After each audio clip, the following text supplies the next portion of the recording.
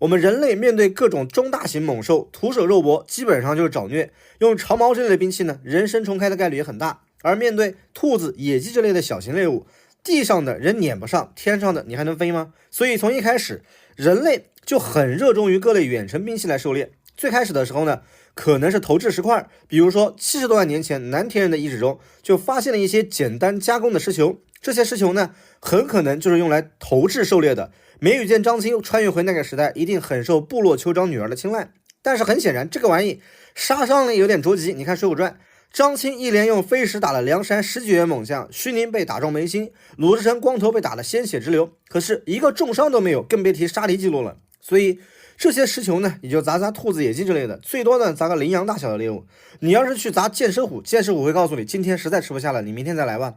那么怎么样提高杀伤力呢？很简单，有2个方法，一个是用投石索多转2圈，增加力矩，这样投出去的动能呢就能得到飞跃式的提升。一个是把石头做成一个尖尖，固定到棍子上，做成头锚。从射程上看呢，投石射程更远，但是精度差到怀疑人生。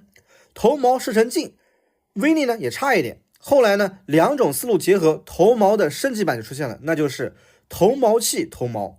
也就是说，在弓箭出现之前，人类狩猎的远程兵器已经有了很多选择。澳洲的土著古利人在接触欧洲殖民者之前就不知道弓箭是什么东西，靠着头锚器和回旋镖也能在澳洲大陆打出一片天地。甚至可以说，早期弓箭的威力是不如投石和头锚的，但是弓箭的精度可比头锚器和投石索好太多了。最起码弓箭是可以瞄准的，甚至可以这么说，弓箭是最早有瞄准这个概念的远程兵器。伴随着人类的发展，弓箭的威力越来越大，弓箭也成为最主要的狩猎工具。于是乎，弓箭也不可避免地用在了人与人的冲突当中。甚至我们可以猜测，在原始部落的冲突里，弓箭可能是最主要的装备。在欧洲冰川里发现的奥兹冰人，就是5300年前一场冲突的遇难者。他的左肩呢就有一处箭伤，他可能就是中箭后失血过多冻死的。奥兹冰人自己身上呢也带着一把长弓和14支箭。在咱们国家的大汶口遗址中也发现了镶嵌着10箭头的腿骨，这个中箭的位置呢是大腿根。这位中箭的老前辈死前一定也非常痛苦。实际上我们今天还能看到这种原始的战争形态。在亚非拉的丛林草原当中，一些部落如果发生冲突，一定是两边酋长带着乌泱泱的弓箭手前去闹事。比如说印尼的巴布亚省就经常有部落发生战争，参战兵力经常有上百人，双方使用弓箭互射，少数人在携带弓箭之外呢，也携带短刀参战。印尼最近的一次规模较大的部落战争是在2021年，在警察到来前已经造成6人死亡，40多人受伤。印尼的巴布亚原住民发展到这步呢，就停滞不前了，乌泱泱的说了几分钟，实际上我们还没有讲到真正意义上的战争。但是大家要明白，对于弓箭来说，史前时代的时间可能比文明时代更长，大约4、5千年前，包括咱们中国在内的很多地方都出现了更大的聚落，也出现了国家或者国家的雏形。人口多了，参与冲突的人也就多了，人多力量大，为了协调更多的人呢，于是乎出现了旌旗、号角、军政等等。伴随着国家的诞生，真正的战争也就出现了。距今约6000年的江寨遗址聚落周围呢有一圈壕沟，没有城墙。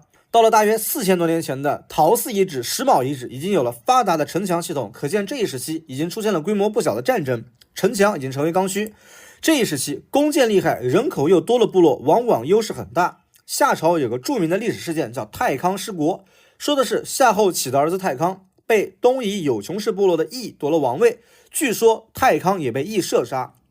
羿听着就是个擅长弓箭的部落，对吧？后来经过一系列的历史事件，有穷氏部落的韩卓彻底夺了夏朝的大权，夏朝王室呢也遭到迫害。夏王室呢有个遗父子叫少康，这个人呢长大后一直想心腹夏氏还于旧都，后来他仗着老丈人得到了众议旅，也就是500多名士兵。少康靠着这500人当起家的资本，开始筹划复国之战。战争的具体细节已经不得而知，只是知道他的臣子汝爱在韩卓儿子焦那里当间谍，他的儿子祝在战争中又杀了韩卓的儿子羿，最后少康势力彻底剿灭了韩卓。这其中当然有很多非军事因素，但是在军事上少康势力有什么创制呢？文献里还真有不少蛛丝马迹，很多文献里都提到说祝在军事上很有建树。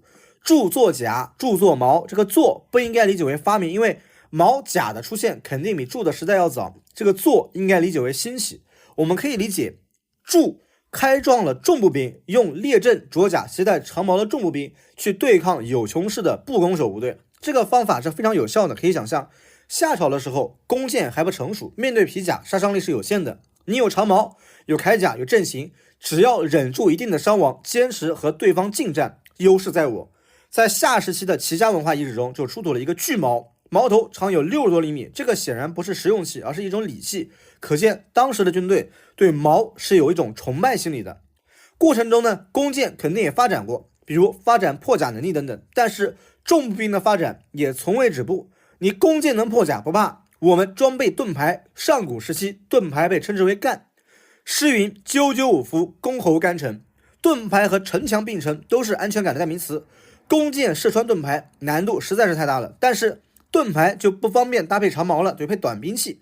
后世呢一般是配刀或者剑，但是在上古时代来说，刀剑太费金属，所以一般搭配器或者戈。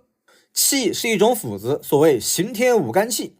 戈显然更常见，以至于干戈成为战争的代名词。那么弓箭到这里就彻底衰落了吗？显然没有。重步兵的优势是什么？是近战。那么弓箭手不和重步兵近战不就完了吗？只要想个办法，让弓箭手的战场机动性远高于重步兵。我远远的对你放箭，你追上来的时候，我拍拍屁股又跑了，继续远远的放箭，耗都耗死你。那么怎么让弓箭手的速度更快呢？靠人力肯定不行，得靠牲口。按照相关记载，商王朝的先祖相土称马，这个可能是驯化马匹或者发明马车的意思。反正我们可以清楚的知道，到了商代，马拉战车出现了。这个是国内某出版物复原的商朝武士的形象。这个图呢，几乎就没有对的地方，甚至有好多地基错误，连青铜的颜色都搞错了。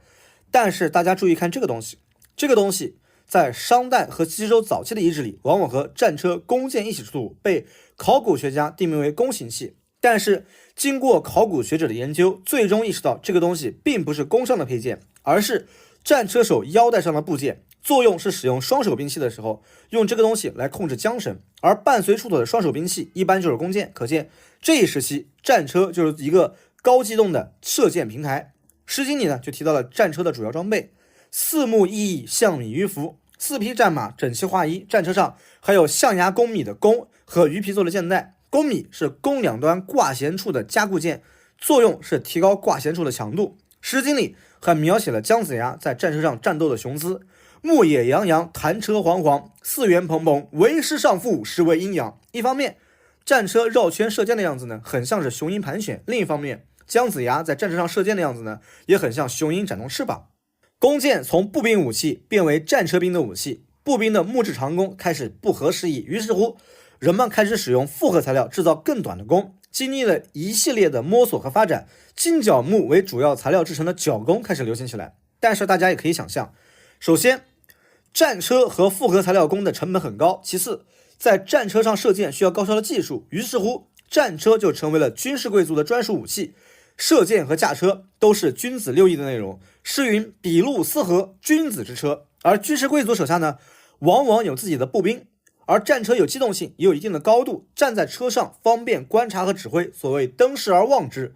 于是乎战车除了机动远程火力之外，同时也是通讯、指挥、侦察的重要装备，早期察打一体装备的属于是。同时靠有限的战车去消耗完对方的重步兵，几乎是不可想象的事情。所以靠谱的方法是靠战车的机动性袭扰对方，等对方的重步兵队形散乱之后，战车和步兵一同发起冲击，以扩大战果。于是乎最早的兵种协同作战出现了。诗云驾比四目，四目睽睽，君子所依，小人所肥。这里的君子就是战车上的贵族军官，小人就是贵族军官麾下的步兵。而对方派出战车在我阵前袭扰挑衅，最好的办法就是我这边也派出战车前去应战。于是乎就出现了一种行为叫制师，这种行为发展到后世就是武将单挑。在商朝后期，战争的规模已经非常大了，战车的重要性非常高。比如说牧野之战的时候，周武王的先头部队是3000名甲士，300辆战车。到了周代，战车更大更成熟，逐渐发展为3人制，地位最高的是车左，负责射箭，车右负责近战，中间的人呢负责驾驶。到了春秋时期，战争频繁，出现了各种和战车射箭有关的人和事。比如说象征天子权威丧失的标志性射箭就是郑国将领射王仲坚。春秋时期，战争的规模也越来越大，各国都疯狂的发展战车的数量。在春秋前期，千乘之国是大国；到了中后期，晋国、楚国、齐国都号称万乘之国，千乘之国已经成为弱国小国的代名词。《论语》里就有千乘之国，射乎大国之间。但是，伴随着战争规模的扩大，到了春秋后期，曾经边远的山区以及南方的江河水网都成了诸侯争夺的战场。晋国为了讨伐山区的敌人，开始组建独立的步兵部队，步兵开始复兴。南方的吴楚越争霸，沉船作战的水兵也开始出现。无论是独立的步兵部队，还是沉船作战的水兵，都有着远程兵器的刚需。春秋末期到战国时期，战争日益复杂，规模也越来越大，而这一时期也开始普及弓的升级款产品弩。弩的训练比弓要简单多了，加上春秋后期开始，各国普遍开始报兵，步兵人数激增，成为最重要的兵种，弩也迅速成为这一时期步兵最重要的远程兵器。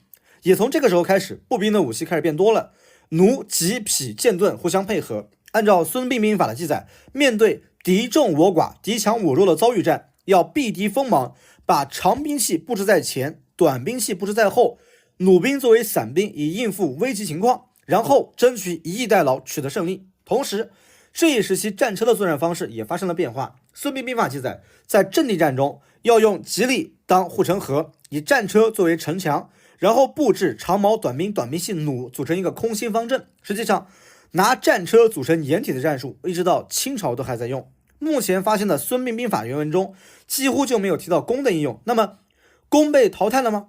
当然没有。相反，弓真正的辉煌时代即将迎来曙光，骑兵开始在战场上成规模的出现，而且骑兵的重要性已经远远超过了战车，从数量上就能看出来。按照苏秦的记载，战国时期各国的骑兵数量基本上都是战车数量的10倍，而步兵数量呢，又基本上是骑兵的10倍。对于骑兵来说，马上开弩太费事了，开弓就简单多了。而且这一时期的骑兵没有马灯，冲击力不足，骑射是最佳的作战方式。而且很多时候，战车也在发挥余热，和骑兵一起作为机动战斗力存在。所谓轻车锐骑，这个时候骑兵不是冲击力不足吗？没事，战车来冲。楚辞里就有车速鼓隙，短兵接，步兵为主，骑兵为辅，车兵补充这样的一个战争形态，一直延续到西汉前期。在战国到西汉这段时间呢，步兵几乎不装备弓，而装备弩，但是弓差不多是骑兵的标配，弓弩并存的状态就这样一直持续到了明朝。关于战国之后弓箭装备的发展和战术的发展呢，大家有兴趣的话，我们以后再聊。好了，本期视频先到这里。